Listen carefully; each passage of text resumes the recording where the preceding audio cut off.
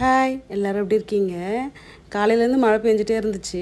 கொஞ்சம் கேப் விட்டுச்சு. துணியெல்லாம் காய போட்டு வந்தேன். ஜன்னலையே பார்த்துட்டு இருந்தேன். ஜன்னலை பார்த்துட்டு இருக்கும்போதெல்லாம் மழை வர மாதிரியே தெரியல, நல்லா இருந்தது. சமைக்கலான்னு ஸ்டார்ட் பண்ணேன். சலசலன்னு மழை ஸ்டார்ட் ஆயிடுச்சு.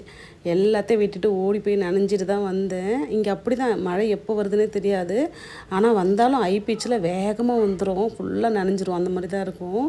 இன்றைக்கி வந்து வெஜ் பிரியாணியும் அது கூட வந்து எம்டி சால்னா தான் ரெடி பண்ணலான்னு பண்ணிகிட்டு இருந்தேன். இன்றைக்கி சமைக்கும் போது தான் நான் ஒன்று நோட் பண்ணேன். மேரேஜுக்கு முன்னாடியெல்லாம் வந்து ஏதாச்சும் கோவம்னா கண்டிப்பாக சாப்பாடு மேலே தான் காட்டுவேன், சாப்பிட மாட்டேன். அம்மா வந்து ரொம்ப பாசமாக என்னை சாப்பிட வைப்பாங்க. ஆனால் வந்து மேரேஜுக்கு அப்புறம்லாம் என்ன பிரச்சனை எதுவாக இருந்தாலும் வயிறு ஃபுல்லாக சாப்பிட்டுட்டு தான் அதை நம்ம பார்க்கணும், ஹேண்டில் பண்ணணும்னு சொல்லிட்டு மைண்ட் அப்படி மாறிடுச்சு. அதை நினச்சி பார்க்கும்போது எப்படி இருந்தால் நம்ம இப்படி மாறிட்டோன்ற மாதிரி தான். சாப்பாடை பார்த்தாவே எல்லாமே வந்து எனக்கு ரிலாக்ஸாக ஆகிடுது. எவ்வளோ டென்ஷன் இருந்தாலும் சாப்பாடு சாப்பிடும்போது அந்த டென்ஷன் எல்லாம் பறந்து போயிடுது. இது வந்து நல்லதா இல்லை இது தனி ஒரு டிஃப்ரெண்ட்டான சைக்கோத்தனமானு எனக்கு தெரியல.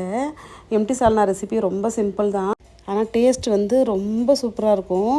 ஹஸ்பண்டுக்கு வந்து ட்ரெயின் ட்ராவலாக இருக்கிறதுனால நான் காரெல்லாம் கம்மியாக போட்டேன். காரெல்லாம் இன்னும் ரொம்ப தூக்கலாக போட்டேன்னா சூப்பராக இருக்கும். இட்லி, தோசை, சப்பாத்திக்கு செம்மையாக இருக்கும். இந்த மாதிரி ஒன் பாட் ரைஸ்க்கும் நல்லா ஆப்டாக இருக்கும். தேங்க்ஸ் ஃபார் வாட்சிங். பாய்.